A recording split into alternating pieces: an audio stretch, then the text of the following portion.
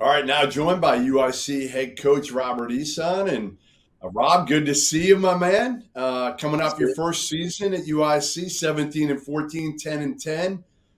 It would have been much better to see you in person, though, in Charleston this past summer, where I heard you were to do a little marriage officiating ceremony for former UAB GA Alex Church. But you were in Charleston. You know I live here, and you did not call me. I know. What happened?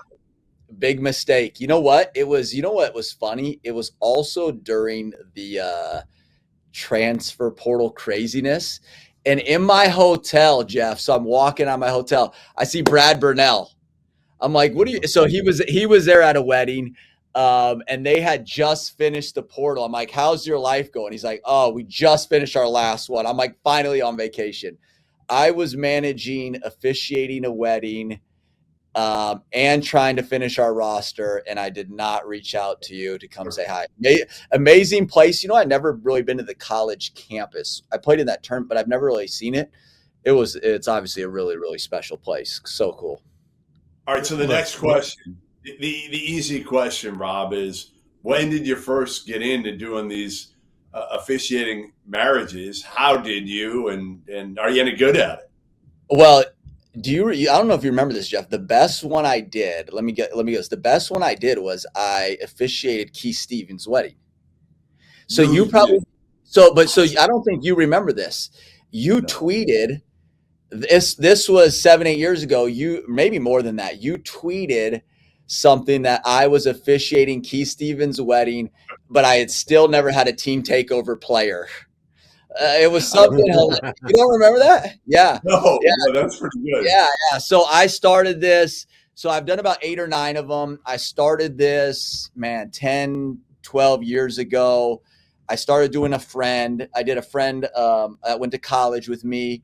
And then it kind of picked up. And so I've done, half of these have been former players. I've done a handful of former staff. I think I've done 8 or 9. So yeah, it's kind of my go-to. I don't charge for it, but it's kind of something that it's kind of been my thing. And it's obviously, it's been a pretty cool experience, as you can imagine. It sounds like you're leaving money on the table here, Rob. This seems like a good way to make a little money for the collective. You guys want to have your the UIC head coach officiate your wedding. Just donate X amount of dollars to the NIL. You can help us get some. This is actually a great idea. Think about it. It's something most people have to pay for anyways. Oh, I got to get this out there. UIC fans. Oh, it's a great idea. I would pay Jeff to not officiate my wedding. Jeff, you've never been asked to officiate a wedding, Jeff? No, heck no. Who would possibly ask me to officiate their wedding? They'd have to be out of their minds. With you'd be so good at it. I'd be entertaining, that's for sure. I'd be entertaining. I'm not sure they'd love it, but all right, let's get down to your team a little bit. Let's get things back on the basketball end here, because I think they'd rather hear about that than you officiating weddings, but maybe not. I don't know. All right, so you have one guy last year.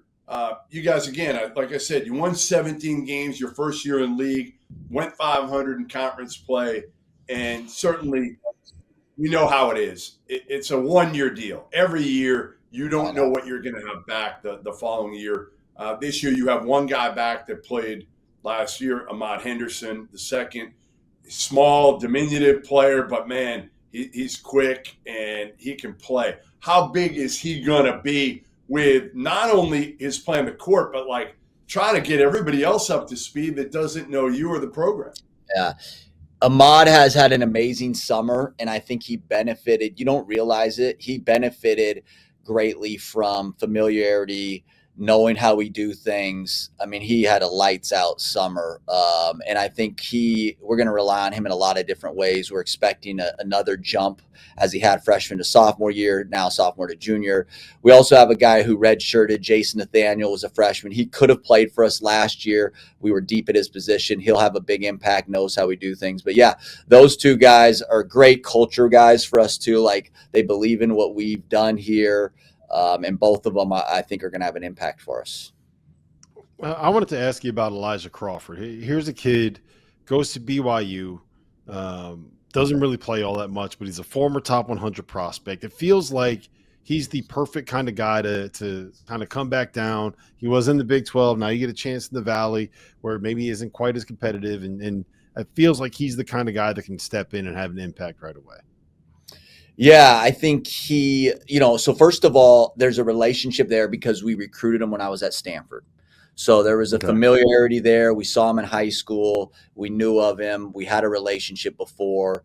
I think he obviously was on a really, really good team last year, BYU, got experience there. I think he's in a position. He has a great opportunity in front of him to be one of the better guards in our league. I think him and Ahmad really complement each other. He's an elite passer.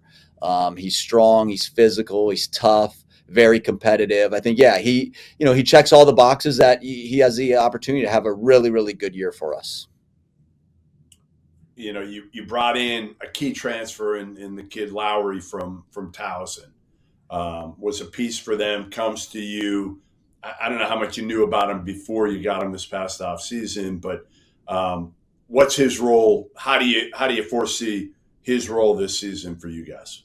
So Makai is kind of like a Draymond Greenish in a lot of ways, like the way we're going to play him. And his stats don't jump off the page. He doesn't shoot the ball particularly great, but man, he is a winning basketball player. Elite defender, great feel, great size, unselfish, good instincts. I think, like, obviously he was on Towson team who was really good the last couple years, came off the bench, started some. Like, he's from our area. We have this year round, we have 5 Chicagoland kids, area kids. Last year, I was begging kids from Chicago to come back home when I first, and nobody wanted to. Obviously, Ahmad did, but nobody wanted to. This year, we had, as you mentioned, we had the success in year one. We kind of, I think, made UIC basketball relevant. And what it's led to is Makai Lowry, Sam Silverstein, Josiah Hammonds. I mean, all these guys now, like, wanting to come back to represent Chicago, like to help us elevate where we're going. And I think all of them are going to be key factors. So, Rob, we talked about this a little bit last year on Valley Media Day, where your first run as a head coach was a very different era of college basketball than it is for you right now. And I think last year, you start out, I think you were 13-6 at one point. You were right there, I think, tied for first place in the Valley. And then, the season did not end great. So I'm just curious, like, what did you learn from that start and kind of building a new roster? And then what did you learn when things didn't quite go well for you once you got to February? I remember you guys asking, like, how good do you think you can be? And I remember telling you guys that I've done this at a similar level. So I know what, like, the talent at this league is like, level is like. And I think I was telling everyone, like, our team has a chance to be good last year. I feel the same way this year. Our team has a chance to be very good. Just because I've seen it, as a head coach, almost identical to the same level as when I was in Conference USA. We had an amazing, like you said it, through 20 games.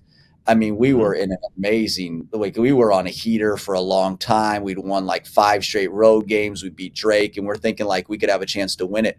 What's interesting, I think we fell victim to a couple of things. Our big guy got hurt, really changed the trajectory of our way we were playing. He was sick for 2 or 3 weeks, and we lost a couple games, and we really didn't shoot the ball well. We also had, at that time, if I'm being 100% honest, we had some guys who are playing so well that there's no doubt in my mind they were hearing the noise and the voices around them about what kind of money they can make or where they could go next year. Individuals were playing that good, in my opinion. And I think it led to us having a handful of guys mentally struggle down the stretch, especially just like shooting the ball. And no matter what we want to say, scoring the ball in the portal and NIL, man, all that stuff is like real. And we just had some of our better players really not shoot the ball well. And trying to manage that as a head coach, it's not just me, it's everybody, to keep your team intact, is very challenging. I think, honestly, like, we ran into it a little bit at the end of last year. I love how honest you are about everything. So I'm going to ask you this next question, which is, you've been doing this a long time. For people that don't know, you started Maryland under Gary Williams. How different is it in terms of recruiting? In the old days, it was always relationships with whether it's high school coaches, then it was AAU coaches. Now, how much does relationships with agents factor into this whole thing, Rob? You know, I wish it was more, because I wish a relationship with agents impacted it more, but because that's my strong suit, as you said, Jeff. Like, we could list some of the biggest agents. They were all like growing up, or they were all like around my age or a little older, coming up at the same time, right? So I've had like ridiculously good relationships with agents, and to the point where I feel like as good as maybe anyone in my position, okay, at this level. But I can't tell you how many times I've been told in the last 2 years, Rob, I'd love for this guy to go play for you, man. It's just like, we can't come to your situation for half the money. And for some of these kids, it's like life-changing money. So I think it was starting, Jeff, to be like, okay, relationships. And I feel like we got a couple kids maybe when I first got the job on some relationships. But now I think it's becoming just, the money is so much at the highest levels. I mean, it doesn't matter. I mean, it doesn't matter. You can't do it. And I don't fault the guys anymore. I mean, I don't get mad. I don't get upset, because like if it was my son or Joe, or like your daughter, or like you would do the same thing. So I think it's just kind of, it's changed. We talked about your guards. We talked about Ahmad and Elijah and Makai. We haven't talked about the front court all that much. You got Abdul Moma coming in from Central Connecticut, one of my favorite guys. He was NEC Defensive Player of the Year. You got Ante coming in from Little Rock. You mentioned Jace Nathaniel earlier. Like, how does your front court kind of feel like it's shaking out, and who are you feeling the best about right now out of that group? We're kind of going to go, Rob, by committee, and 3 very unselfish guys. So even those, Abdul Senior, Ante's been playing college basketball for a while. Jace is a redshirt freshman. Like, none of the guys have like big, I need to start or I'm going to be unhappy. You have 3 very unselfish guys. We're going to try to play 2 bigs together at some times. We're going to be more bigger, physical this year in the way we play. So I'm kind of excited about just like kind of mixing it up, man. And they're all 3 are competitive. Abdul's a great defensive player. Ante can score buckets. Jace is just like a motor, endless motor. So they all 3 do 3 different things. We're going to try to play some of them together. We'll play some small ball. They're very unselfish, as I said. That's probably the best thing about them, and they can all do like different things. So kind of putting the pieces together and how we utilize them, I think, will be important. All right, we're going to end. We started with something kind of off topic, a little bit from basketball. We'll end with something a little bit off topic. Give me your daily commute on the Metro. Oh, so Jeff and Rob, I want to get your guys' opinion on this, because I was thinking like I want to pay someone to come like do a video of like my daily morning, because I think it would go viral, seriously. So Right. So I wake up, I have my morning routine. I drive 7 minutes to the train station at Wilmette. Okay. Yeah. And the train station goes, like depending on every 20 minutes, there's a schedule, but you got to get it by like 9:15. So if you don't get it by 9:15, you're waiting until 10:15. So I ride it from Wilmette, the North Shore, 7 or 8 stops down to Ogilvie. It's 30 to 40 minutes. Okay. Then when I get to Ogilvie, now you're about 1.6 miles away from my office. So this time of year in Chicago, amazing weather. No joke. I have the Divvy app. I go Divvy scooter, and then I scooter all the way in here. So like, guys, I swear that's literally, that's not exaggeration. That's like literally every day. There's no coach in the country that goes car, train, Divvy bike, or Divvy scooter to get to work. Am I right? It can't be possible. No chance. So after practice, video?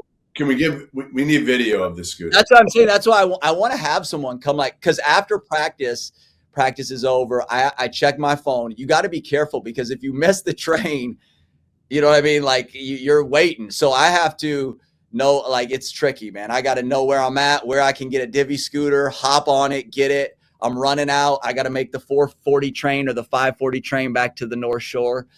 I found a good routine, but it's definitely different. Keep in mind, I tell everybody this: before I got to UIC, when I was at Stanford, I would get it. I lived on campus. I'd walk out my door. I'd get in my golf cart. I would drive my golf cart. Literally, this is not an exaggeration, under 3 minutes to my office at Maples. Park it, go into the office. That was my commute to what you guys just heard. You missed that, man. You missed that. That's what you miss most. I'm living the dream. Rob, my commute now is I wake up and I walk down the stairs and I walk into my office. It's brutal, man. It's been killing me with this whole working from home thing. Listen, we appreciate you jumping on, man. It's always good to catch up with you. Best of luck this season.